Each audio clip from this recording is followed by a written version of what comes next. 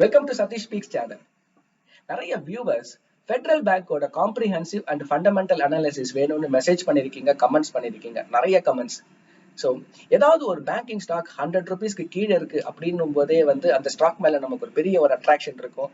I guess அந்த attraction point தான் உங்களுக்கு இந்த ஒரு கொஸ்டின் உள்ள வந்திருக்கு. ஃபெடரல் பேங்கை பத்தின ஒரு அனாலிசிஸ் வேணும்னு சொல்லிட்டு இந்த வீடியோல நான் உங்களுக்கு என்ன ஷேர் பண்ண போறேன்னா, potential of banking for next 5 to 7 years and comprehensive and fundamental analysis of Federal Bank, quality of Federal Bank, valuations and financials. இந்த மூணு ஆஸ்பெக்டும் பார்த்துட்டாக்கா ஃபண்டமெண்டல் அனாலிசிஸ் கம்ப்ளீட்டா முடிஞ்சிடும். And most importantly my conclusion whether நீங்க இந்த current market பிரைஸ்ல இந்த ஸ்டாக்கை வாங்கலாமா வேண்டாமான்னு. So I am Satish, financial consultant and author of this book called untold wealth secrets. So இந்த வீடியோக்கு போறதுக்கு முன்னாடி லைக் பட்டனை தயவு செஞ்சு ஒரு லைக் பண்ணிடுங்க. எதனாலனாக்க நீங்க மட்டும் இல்ல, உங்களை மாதிரி நிறைய இன்வெஸ்டர்ஸ்க்கு இந்த வீடியோ போய் சேரணும்னா please do like it now.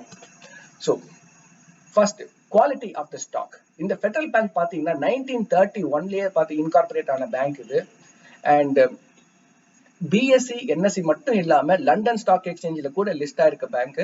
Market capitalization is almost 17,000 crore and 20 privatized bankல 10th rank இருக்கக்கூடிய ஒரு bank.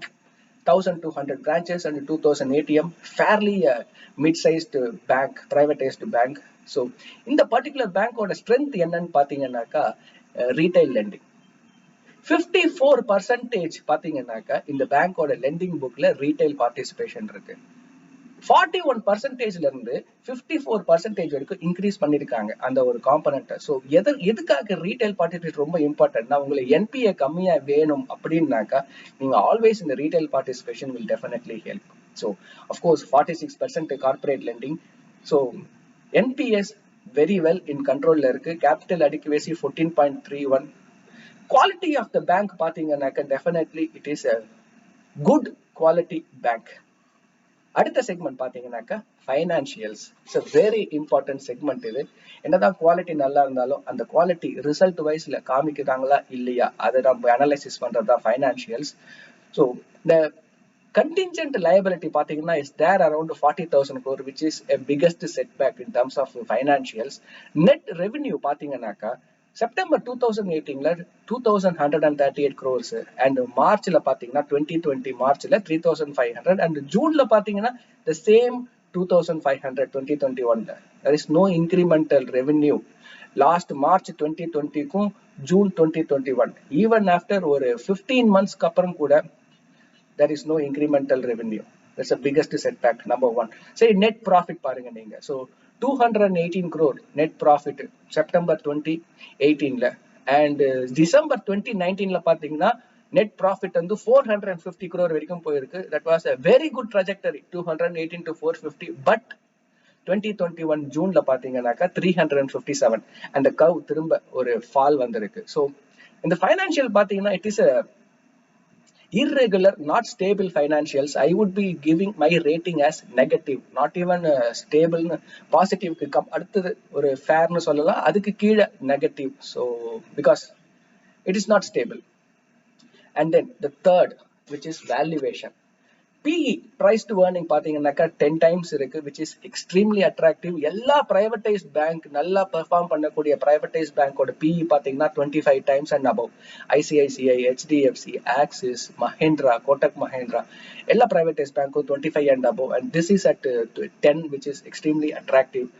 ROCE and ROE, most important factor ஒரு இன்வெஸ்டர்ஸுக்கு அந்த பிரீமியம் இல்லாம ரிட்டர்ன்ஸ் எவ்வளவு கொடுக்கக்கூடியது அதுதான் ROE. அது பாத்தீங்கன்னா 11%.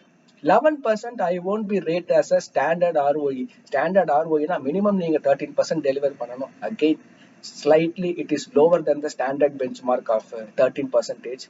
ROCE 6%, which is also lower than the standard benchmark. But surprisingly, the shareholding pattern பாத்தீங்கன்னாக்க FIIs 27% ஹோல்ட் பண்றாங்க.